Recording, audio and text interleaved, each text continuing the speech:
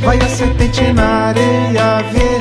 Estamos no Movimento, o podcast de cultura do Abril Abril, que também passa na Rádio Quântica, e hoje temos bastante gente. Temos o Domenico Lancelotti, que começou, não sei se começou nas Mulheres que Dizem Sim, e já vai em Pororó. Já vai em Pororó. Já vi um Pororó por aí. Por aí.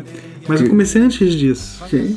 Eu acho que eu nasci numa bolha de música. Meu pai, compositor, me levava para tudo que eu gostava. Mas eu não gostava de atuar ao vivo, não é? Eu só Meu gostava, pai, sim. Não, ele toma inclusive remédio, Campari, ansiolítico, mistura com Campari, tudo quando tem algum show, e mesmo assim ele fica nervoso. Mas eu comecei mesmo profissionalmente com um quarteto em si. E portanto já são alguns anos de carreira com muitos nomes no meio, não é? É. Com muitos anos. Também vamos falar sobre isso também. E depois temos, enfim, com menos anos de carreira e que vai fazer o seu primeiro disco Varal e apresentar aqui no sábado, o Marulo. Na verdade é um pré-lançamento desse disco, que o disco ele tem um universo banda, e eu vou trazer a perspectiva do voz e violão, que é a perspectiva mais próxima a mim, porque esse disco também foi uma produção que eu fiz com o Raul Misturada, e é um disco que tem todo um universo para além do que é o meu universo no voz e violão. Então eu fui tanto entregando o voz e violão pro disco e depois tendo que buscar isso tudo de volta para criar esse show e fazer o concerto, que é quase que uma paralela ao disco, né? Que são dois falar em paralela, as pessoas vão poder escutar-te no sábado.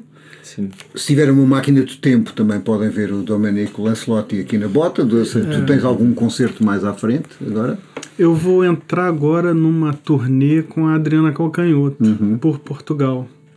Então não tenho mais nenhuma data marcada. Eu vou ter só dia 11 de novembro num festival que a gente vai fazer com esse projeto que a gente vai fazer aqui hoje, que é o Sramba, que é um disco. Sramba, que é o último disco que lançaste.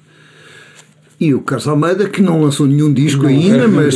nem tenho previsto. E que estás no MPPM, que não quer dizer Movimento Partido Popular Monárquico, pelo que eu percebo. Não, exatamente. Não quer dizer isso. Tem um nome, é uma sigla pequena para um nome longo, que chama-se Movimento pelos Direitos do Povo Palestino e pela Paz no Médio Oriente.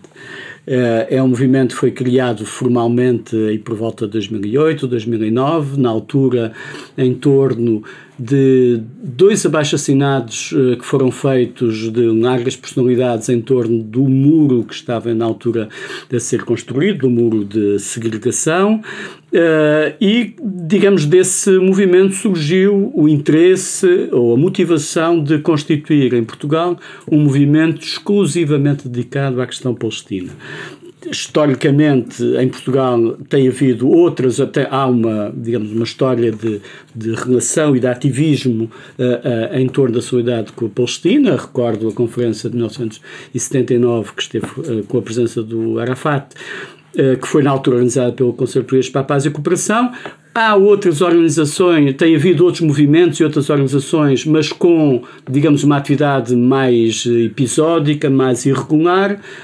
Pareceu-nos que havia espaço e necessidade de um movimento que mantivesse, digamos, regularmente atividade sobre solidariedade com a Palestina. Para falar sobre um documentário que está a circular pelo país, sobre a Nakba, uma expressão que querá dizer grande tragédia ou grande catástrofe, sim. Mas chamar tragédia por ter mortos, não é? também. E que é a expulsão em 1948, depois de massacres em aldeias palestinianas, de cerca de 750 mil é o número que hoje mais frequente. Sim, este ano assinalam-se os 75 anos da Nakba, que Israel comemora como os 75 anos da independência. Este filme foi produzido em 2017, 2018, por uma palestino-americana e por um americano. O filme chama-se 1948, Criação e Catástrofe, e tem o interesse de colocar lado a lado o testemunho de soldados israelitas da Haganah, da Palmach, do Irgun, portanto, as principais organizações militarizadas, as milícias sionistas, que depois vieram a dar o exército israelita. Portanto, colocar lado a lado os testemunhos desses soldados que participaram nesses massacres, incluindo Deir Yassin, com os testemunhos de refugiados.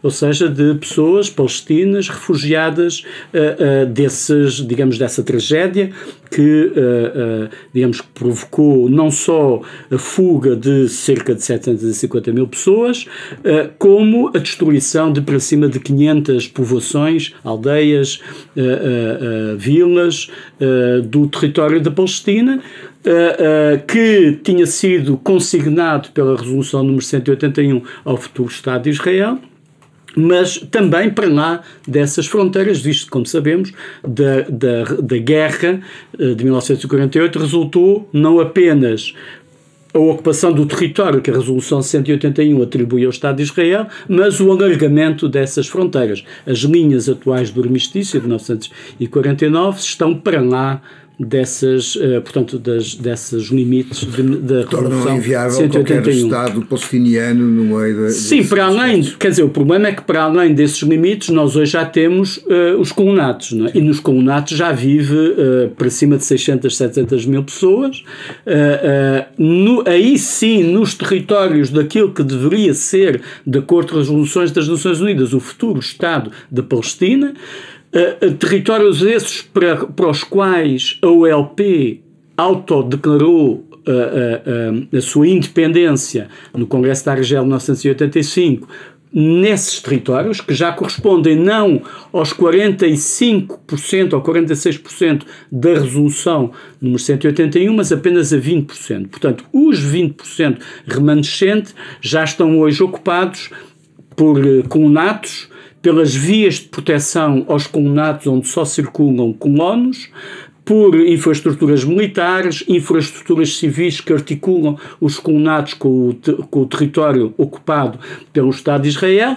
Portanto, na prática, e de facto qualquer pessoa que vá hoje aos territórios ocupados, olha assim à sua volta para os montes, e os montes estão praticamente todos tomados pelos colonatos e, portanto, na verdade, cada dia que passa, a solução que a comunidade internacional diz defender é inviabilizada todos os dias quando uma casa palestina é destruída e mais um bairro ou mais um alargamento de um colonato é autorizado. Domênico, não estando tu na Palestina, um dos teus discos é baseado numa viagem interessante. Acho que começaste num bairro negro de Kansas City e depois foste parar aos indígenas do Acre. E hoje, de facto, os indígenas vivem com esta situação da pressão do agronegócio, da sua destruição. Como é que foi essa experiência que levou ao ruído? Ruído anterior a este? Eu fiquei muito próximo nos últimos anos de uma etnia lá do Acre, do Rio Jordão, chamada Runiquim. E começou a haver, assim, por uma necessidade, justamente por conta de não haver política e de não haver... São esses problemas, né, que acontecem no mundo todo, mas na parte deles, eles fazem parte da floresta, né? A floresta não é só as plantas e os animais e o reino mineral. Tem pessoas lá também. E ela só consegue se manter por conta deles, por conta do trabalho deles, né? E eles foram muito perseguidos desde sempre, né? E de modo que essa geração agora está acontecendo uma coisa diferente. Eles começaram a ter uma outra atitude em relação à cultura deles e à sabedoria deles, né? Quando morre um pajé daqueles lá, ele morre-se uma biblioteca de conhecimento de plantas e de medicina. E então essa geração, como estava minguando tudo, ficando cada vez mais difícil, eles resolveram, não, vamos publicar, né? Eles não são de cultura da escrita, né? Então um deles, um senhorzinho, Runiquim, pegou aqueles barcos de 4 dias de barco, avião, não sei como ele conseguiu chegar no Rio, procurou o Jardim Botânico para poder editar um livro, porque ele estava ficando velho e ia perder. E nisso o Jardim Botânico entrou em contato com uma editora do Rio de Janeiro, e que era ligada a vários artistas também, e aí criou-se uma ponte. Por conta disso, eu, por incrível que pareça, tive contato pela primeira vez com essa riqueza cultural que estava ali. E quanto tempo é que estiveste lá? Eu não tive lá, no Rio, eles iam para o Rio. Sim. E aí eu comecei a ter uma relação de arte mesmo, porque eles cantam, né? Eles têm uma música muito sofisticada, então a gente começou a fazer colaborações e tal. Mas não tem nem princípio, nem meio, nem fim, não é? É prolongado como se fosse como aquele barulho que nós estávamos a ouvir aqui no estúdio, mas é uma coisa prolongada, não é?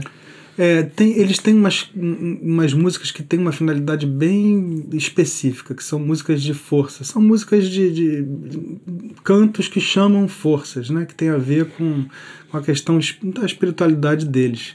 Agora, tem músicas que tem 200 e poucas estrofes. Demora 40 minutos para eles cantarem tudo. É uma saga, não é? É uma saga, é tipo uma Ilíada, um negócio assim. E cada um vai aprendendo aquilo com o antepassado, com o pai, com o avô. E como é que isso influenciou no ruído?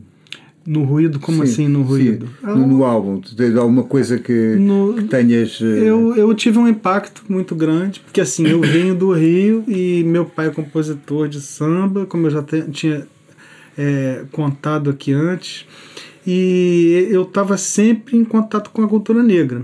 Sim. Era a minha vida, onde eu me identifico, né?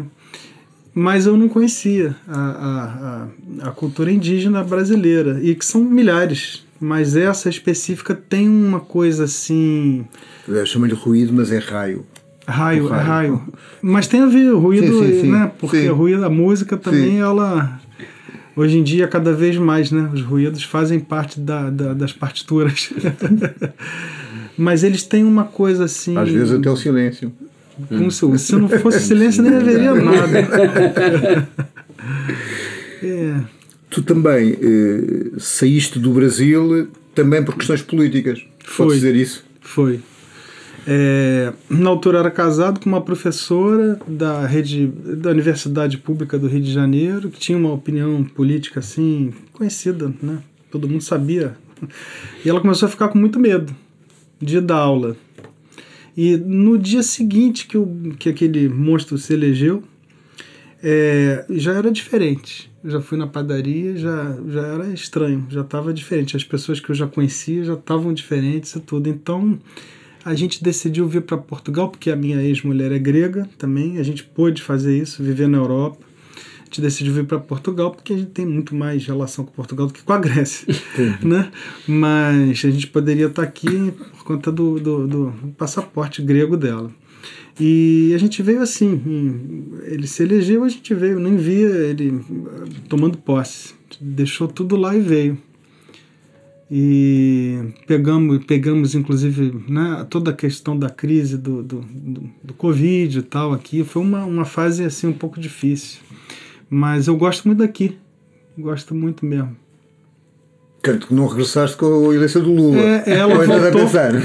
Eu vou regressar em julho, estou voltando em julho. Também? Regressa? Mas eu gosto tanto daqui, que eu vi tantas coisas, conheci tantas pessoas aqui e quero muito continuar a trabalhar aqui. Então, eu quero vir, eu quero manter esse elo, né? Quero estar lá, vamos ver se é possível. Minha ideia é essa, de passar um lado. Bom, tu também viajaste bastante, não é? Saíste há 6 anos do Brasil, foi? Sim, 6 anos? Tem 6 anos que eu saí, mas foi antes até de acontecer as atrocidades lá com o Brasil.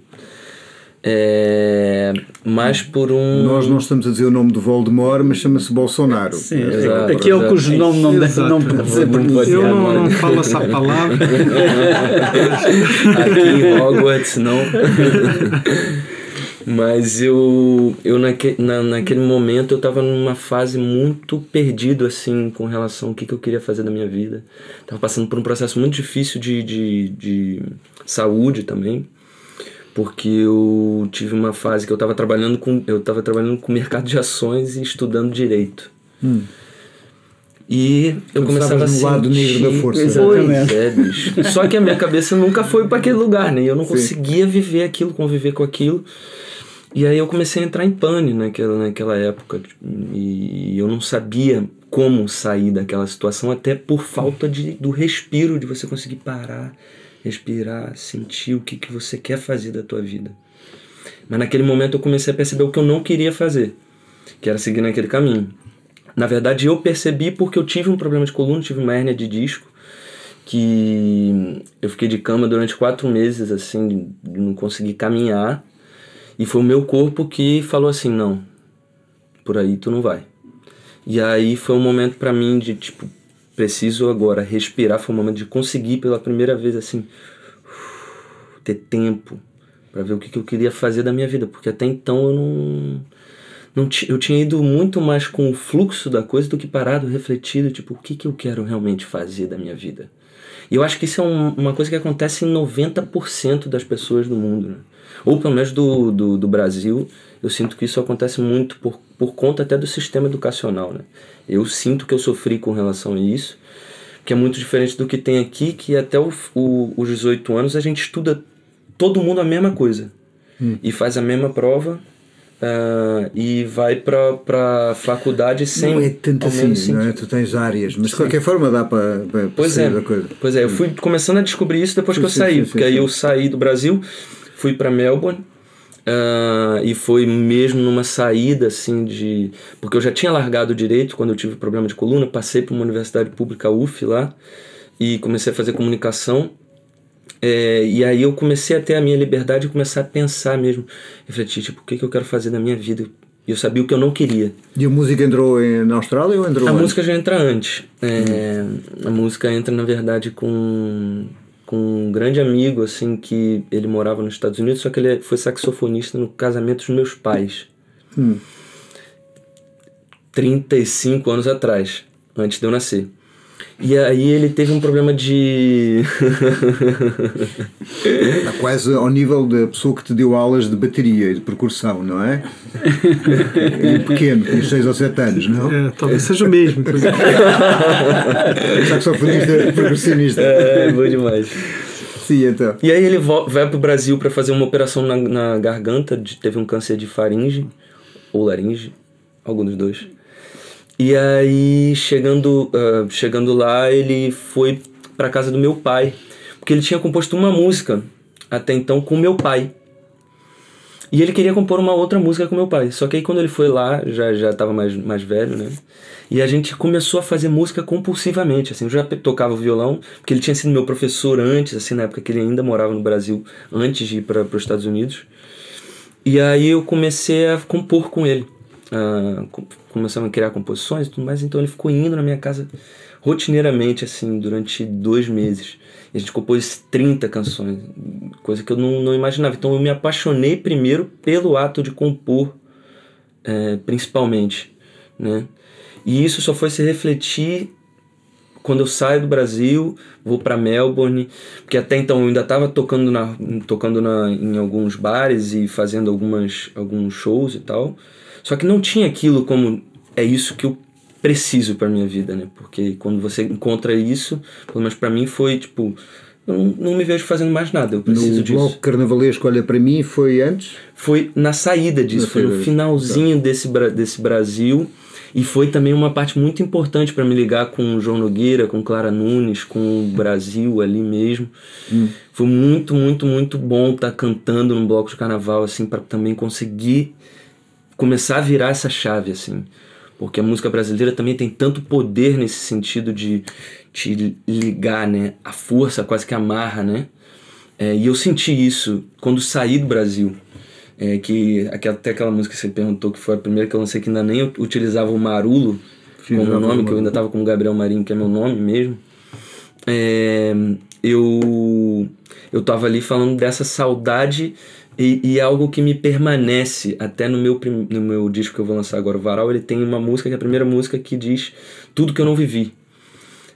Então isso meio que permanece, o meu olhar sobre as coisas que eu não vivi, ele tá muito contido nesse meu primeiro momento de show, de disco, falar sobre essas experiências que eu fui tendo depois com as pessoas que foram chegando para mim. Carlos Almeida, depois desta cena um bocado irritante de um gajo de 30 anos nos dizer tudo o que não viveu, tu qual é a tua, do ponto de vista da Palestina, a tua adesão a essa causa foi primeiramente uma adesão racional, de conhecer a situação. Tens algum momento em que vás à Palestina ou que conheças pessoas e que tenha alterado? Tenho, claramente. Claramente, aliás, costumo dizer isso. Eu, digamos, aqui em Portugal, conhecia vagamente a questão, tinha um posicionamento político sobre o mundo, tinha militância política, mas não tinha uma relação especial com a causa palestina. A primeira vez que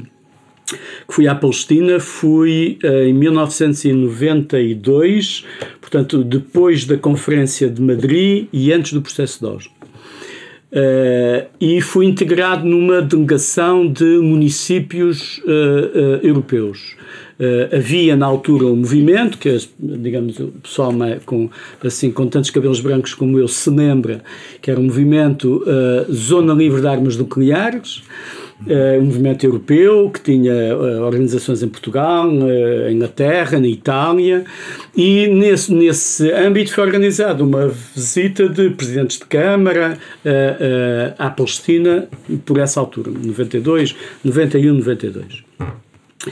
Na altura, digamos, foi uma visita marcante, ainda deu para conhecer personagens históricas muito importantes digamos, da luta do povo palestino, o Faisal Husseini, por exemplo, o presidente da Casa do Oriente, em Jerusalém Oriental, o antigo presidente da Câmara de Belém, Elias Freigi. Estamos a falar dos presidentes de Câmara que foram eleitos nas últimas eleições antes de 1967, portanto, ainda quando a margem ocidental estava ocupada pela Jordânia, e que se mantiveram como, digamos, autoridades políticas de referência, digamos assim, para as comunidades, como as comunidades palestinas. Nessa altura, portanto, eu estive em Jerusalém, estive em Jericó, estive em Belém, mas isto é tudo perto umas coisas outras, e estive em Gaza. No campo de refugiados onde começou a primeira intifada, o campo de refugiados de Jabalia, chovia torrencialmente, havia estradas que tinham quer dizer, não sei, eu não sou péssimo a medir, mas eram rios que corriam por ali. Nós visitámos um centro da UNRWA, da Agência das Nações Unidas para os Refugiados Palestinos, para crianças com deficiência. E lembro muito bem de ter acabado essa visita, ter vindo cá para fora, havia imensas pessoas à volta, e olhar à minha volta e pensar, e lembro-me muito bem, olhei à minha volta e pensei assim, a partir de hoje, uma parte da minha vida vai ser dedicada à causa palestina. Quer dizer, é quase um momento inicial, um pouco como, quer dizer, não foi estar 4 meses ou 4 meses de cama, mas foi de facto, quer dizer, um momento importante. E eu acho que verdadeiramente hoje qualquer pessoa que visita a Palestina é uma experiência para a vida.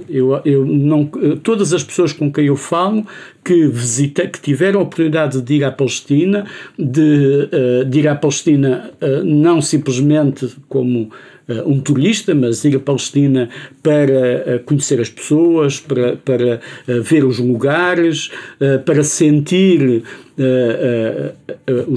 as comunidades, como as pessoas vivem, como é que as pessoas se organizam, as diferentes expressões da vida social e cultural. As pessoas vêm diferentes, ou melhor, vêm, mas a Palestina vem um pouco com elas, porque é de facto uma experiência, como digo, é uma experiência para a vida. A última vez que lá estive foi em 2017, 2018. Na altura havia um amigo e um companheiro do movimento que estava a fazer Erasmus numa universidade palestina. E eu combinei com ele, eu também estava com um grupo de amigos que decidiram ir a Jerusalém. Eu já tinha estado em Jerusalém 2 vezes e decidi, não, eu quero ir a Hebron. porque quem vai a Hebron é um murro no estômago. Se falamos de apartheid, ou se hoje é frequente por conta dos relatórios das organizações internacionais, Amnistia Internacional, Human Rights Watch, etc., falar do apartheid de Israel, Hebron é apartheid.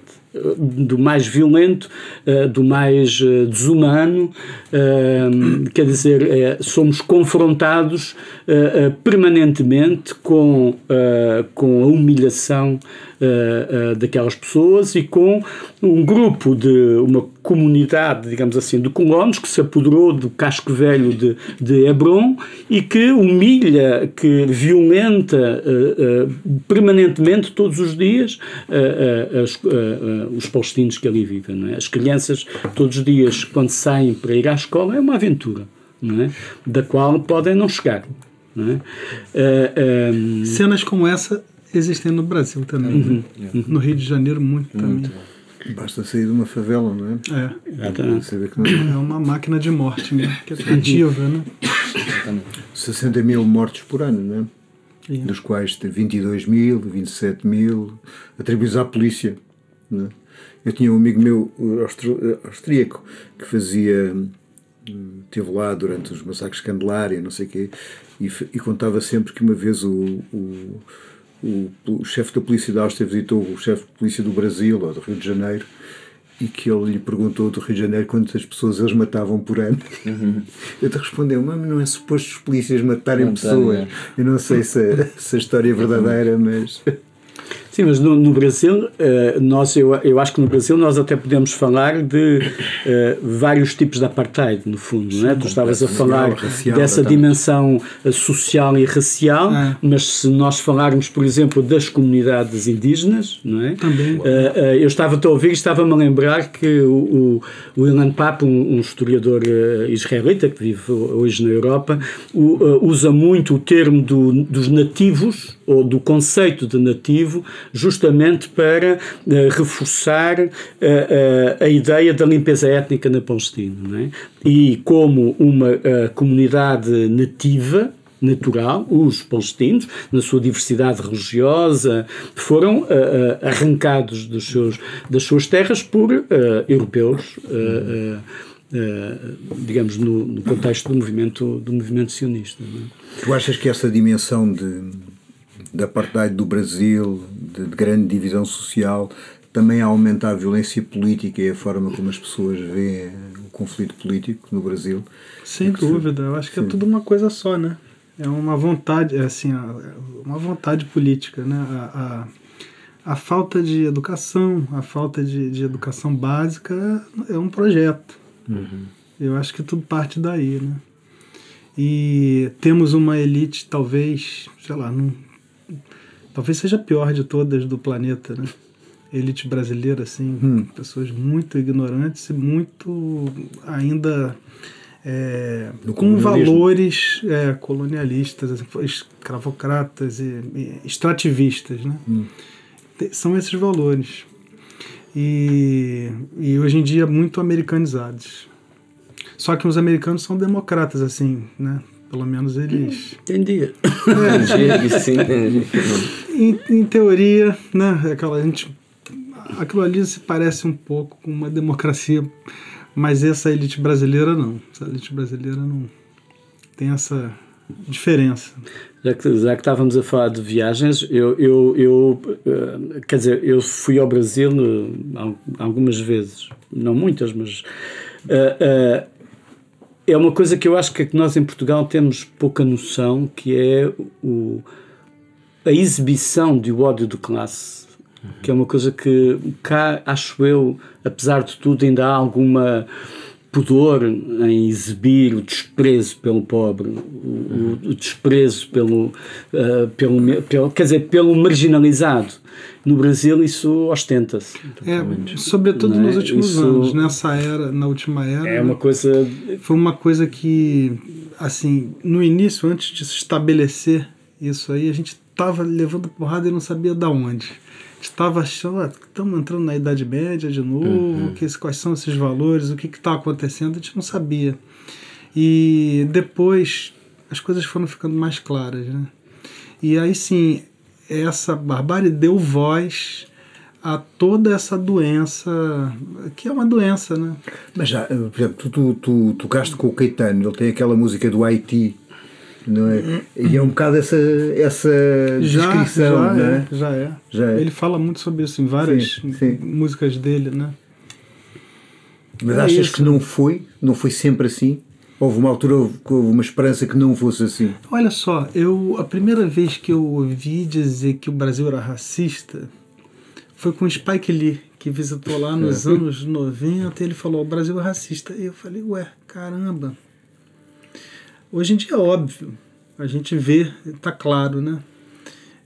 Na altura não, era uma coisa que estava totalmente camuflada, mascarada dentro das casas, das pessoas, dos espaços urbanos, né? E provavelmente dentro do lusotropicalismo, não é? Dentro daquela ideia. E eu acho que isso pode acontecer em qualquer lugar, porque o que você estava falando, que aqui não existe, isso não existe para fora nesse momento, mas a cada dia que passa o mundo entra nesse lugar do radicalismo, e que é só dar liberdade para as pessoas falarem algo que seria absurdo em um tempo, passa uma determinada época, como uma pessoa como Bolsonaro é eleita, isso dá voz a todos esses absurdos que as pessoas tinham dúvida, porque eu vejo de pessoas próximas minhas que depois da divisão entre Bolsonaro e Lula começaram a ter voz em lugares que não falariam sobre,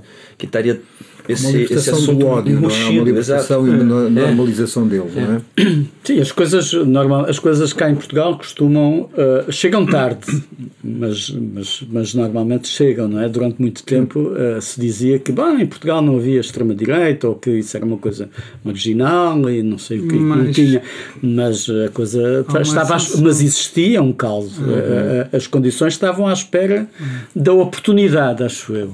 Também a extrema-direita estava colocada noutros partidos que eram ditos não extrema-direita, mas tinham sido eleitorados. Claro. Em Espanha isso é muito claro, não é? Sim, mas isso em Espanha havia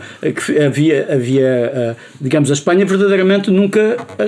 Sim, mas o PP, que vinha da Aliança Popular, tinha sido fundado por 7 ministros de Franco, mas dizia-se democrata. E o Vox vem libertar essa história. Aqui o Chega também se dizia por causa da Revolução, não havia extrema-direita. Mas nota-se que o racismo dá votos, o ódio aos mais pobres dá votos. É o mundo contemporâneo, a perda do contorno, né? Cultural, né? Sim. Pessoas vindo de diversos lugares, né? Para habitar aqui, né? A Europa, né? Sim, mas isso é uma riqueza, não é? Devia ser visto como uma riqueza, não é? Deveria ser visto como uma riqueza, mas é vendido, né? E para uma grande parte das pessoas mais conservadoras é uma ameaça, né?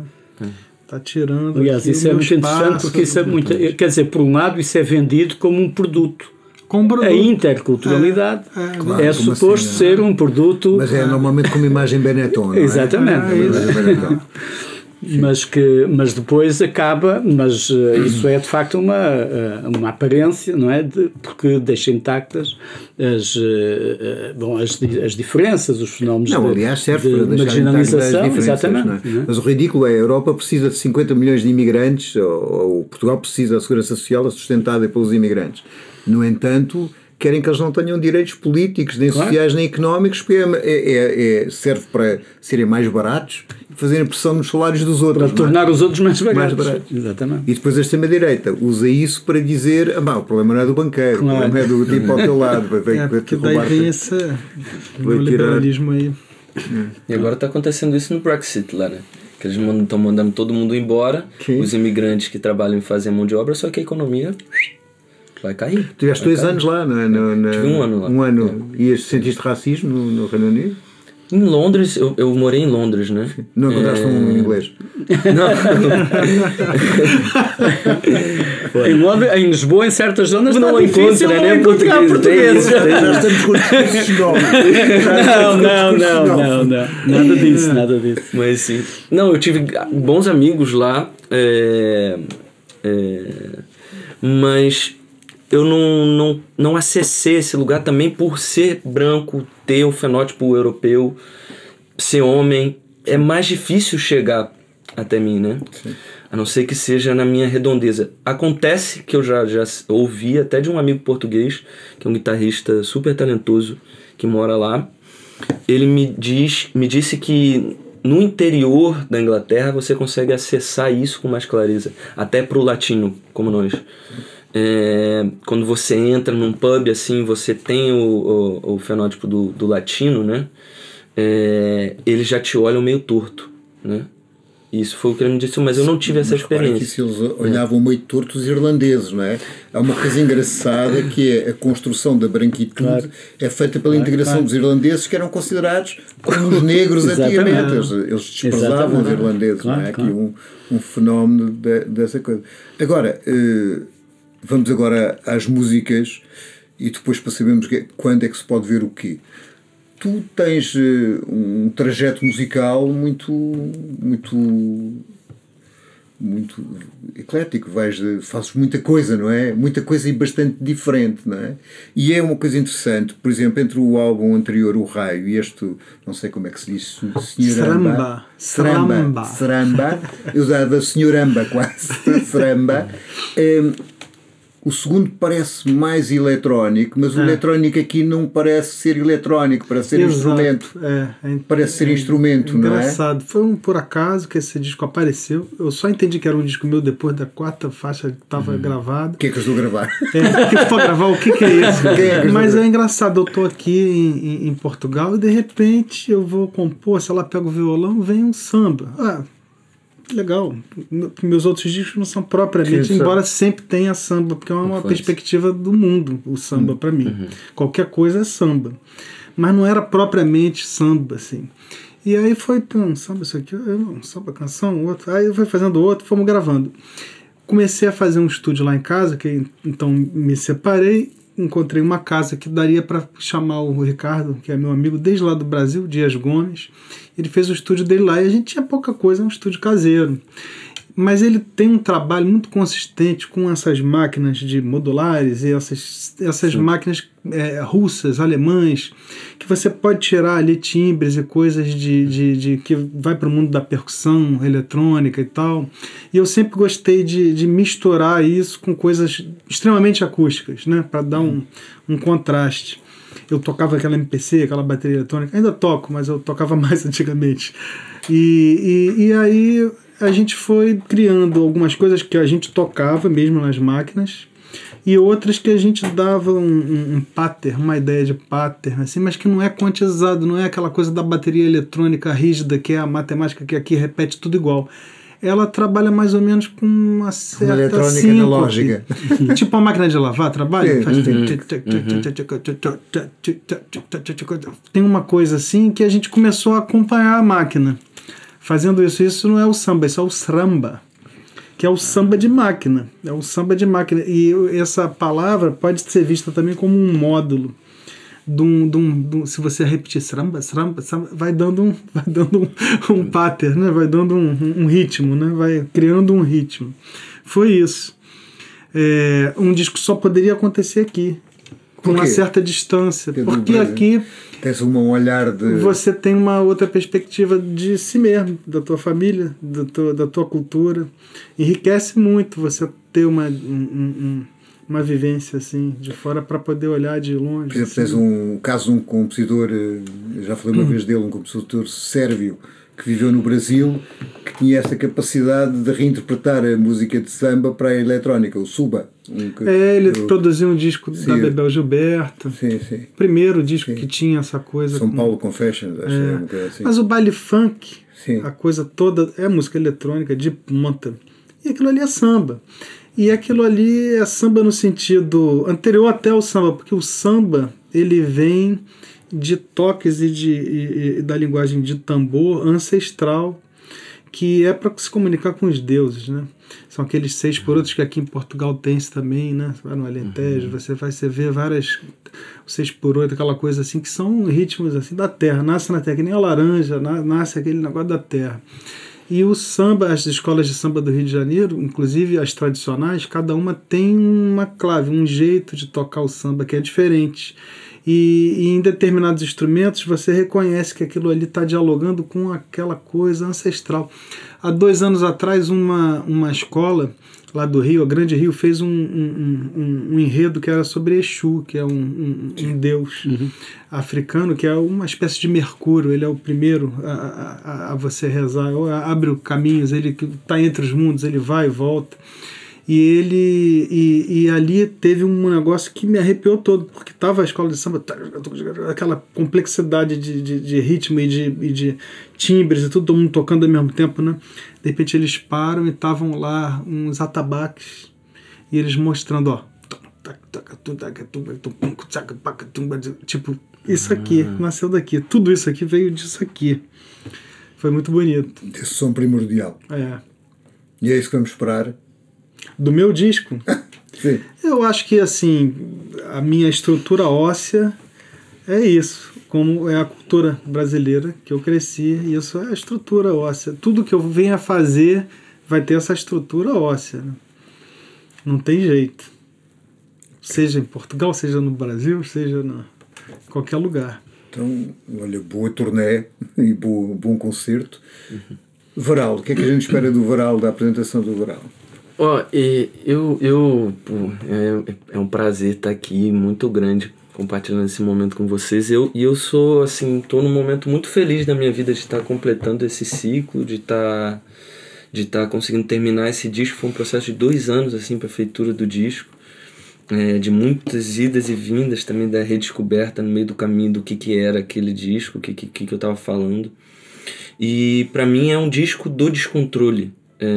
Eu falo do Varal, mas para mim a imagem é o vento, é tudo o que está fora, que é esse Varal é o Stendhal, né? É o Stendhal, a gente estava nessa Isso porque é português, isto é também uma palavra em português, claro, só que é menos usada. Normalmente o brasileiro tem as palavras, por estranho que pareça, mais antigas. Mais antigas, é verdade. Pois é. E a gente estava falando isso até antes, porque eu tenho uma amiga que eu falei com ela do Varal e ela, mas o que é Varal? Mas uma aí... vara no canavial. O Varal. Varal. Mas aí eu penso esse disco como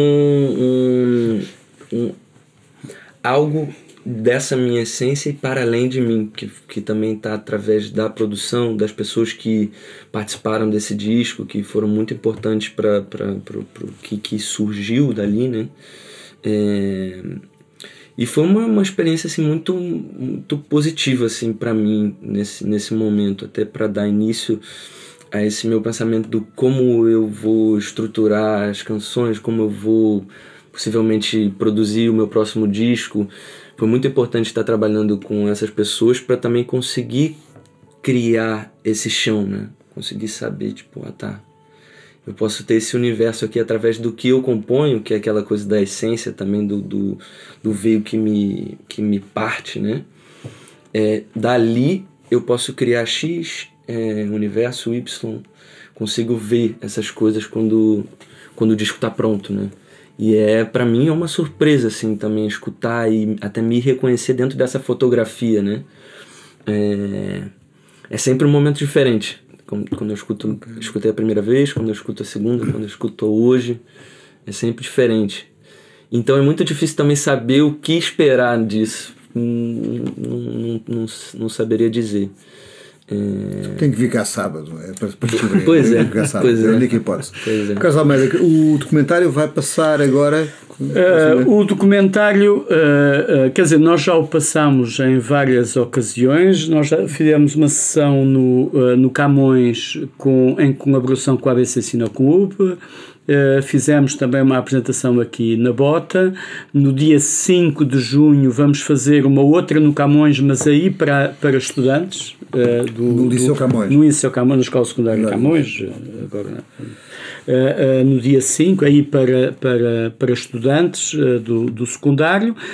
Bom, e para além disso, por exemplo, no dia 27, no sábado, aí não será sobre o filme, estarei nos convidaram a uma coletividade em Santarém, fazer também um debate sobre a questão palestina com um colega da Universidade Nova, o Abdeljan Leonardi, e um médico palestino que trabalha no hospital no hospital de Santarém. Tenho uma pergunta para te fazer, à margem. Se quiseres duas. Tu és de letras. Porquê que se diz palestino ou palestiniano? Qual é o mais correto? Eu posso dizer aquilo que é a escola no MPPM. O MPPM, quando foi criado, o MPPM, como digo, foi criado por várias pessoas. Uma das pessoas foi o Prémio Nobel da Literatura, José Saramago. José Saramago sempre defendeu que, em português, de Portugal, diz-se palestino. Palestiniano é, um estrangeirismo do palestiniano francês. E, portanto, nós, no MPPM, dizemos sempre palestino. É mais bonito, né? Sim, mas também porque, não é quer dizer... Por exemplo, assassinato, que é um estrangeirismo, é mais bonito que assassínio. Pois, é verdade.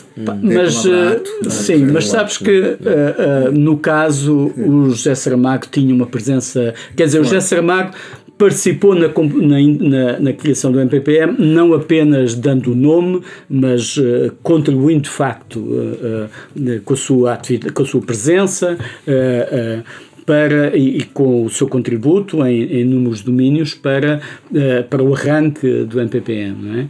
E nós achamos que deveríamos manter essa marca, digamos assim, e por isso sempre usamos nos nossos documentos a formulação palestina. E agora, antes de terminarmos, Galvez, tens alguma coisa a dizer?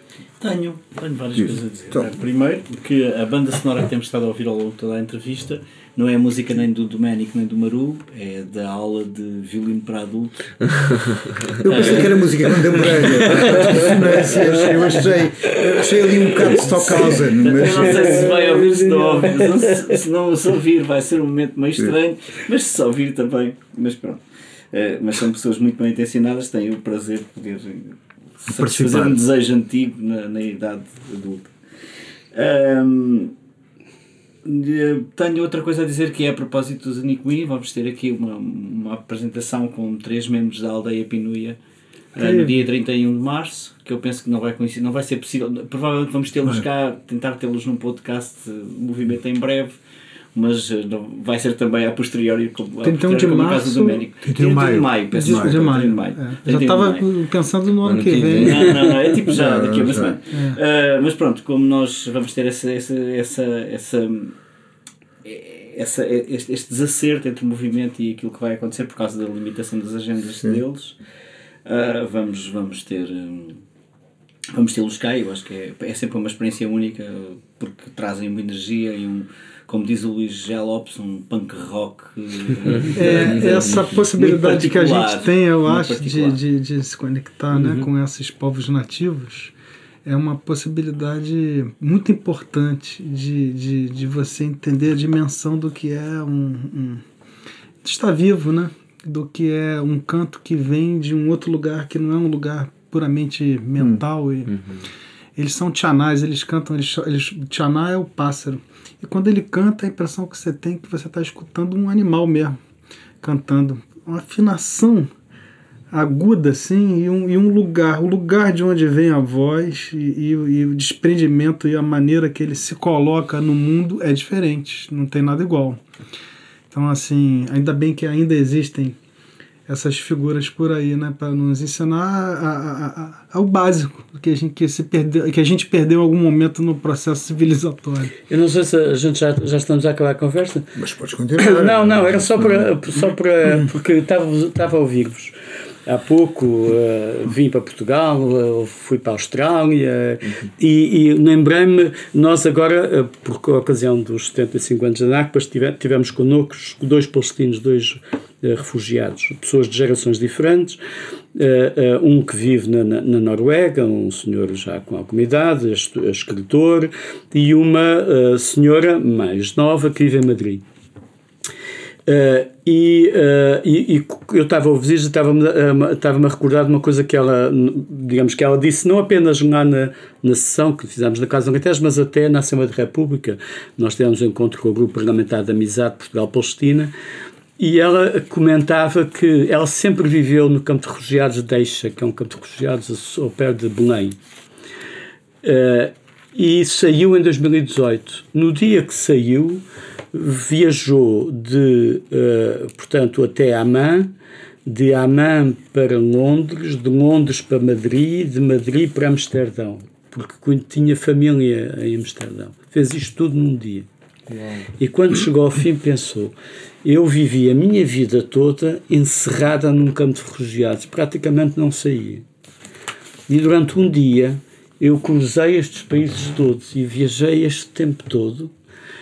Quer dizer, nós quando falamos da ocupação e da situação do povo palestino, raramente temos, quer dizer, bom, é a ocupação, os checkpoints, etc. Mas há coisas tão elementares que nós pensamos tão natural na nossa vida que não nos, quer dizer, que não temos a noção, digamos, do que significa viver naquelas condições, quer dizer, e às vezes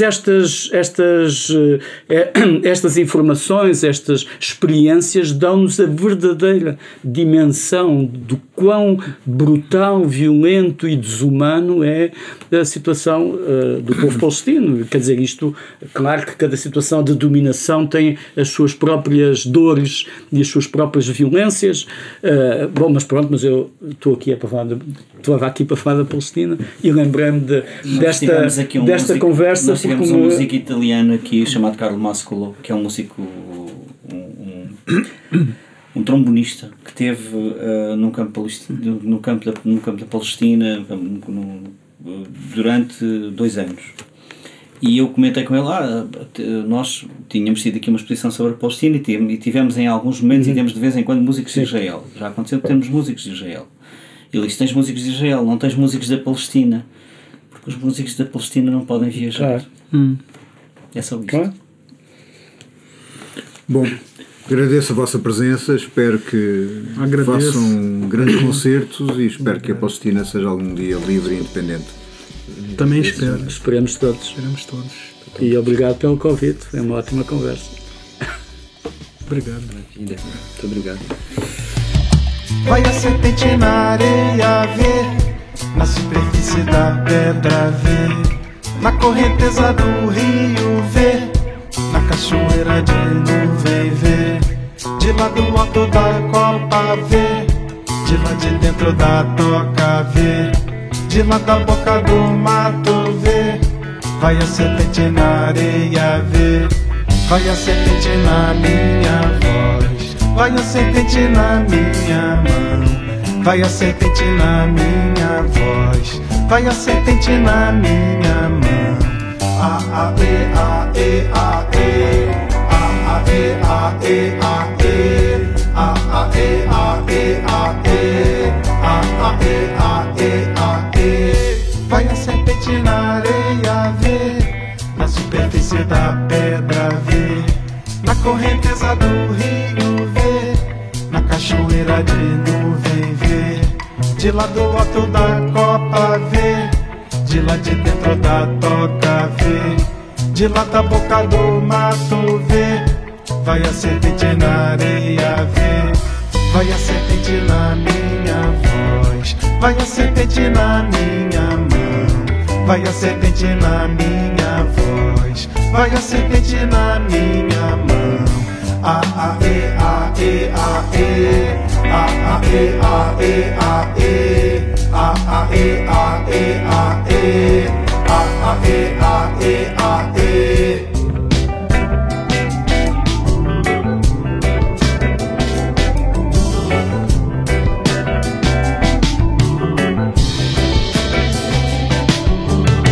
Vai a serpente na areia ver, na superfície da pedra ver, na correnteza do rio ver, na cachoeira de nuvem ver, de lá do alto da copa ver, de lá de dentro da toca ver, de lá da boca do mato ver.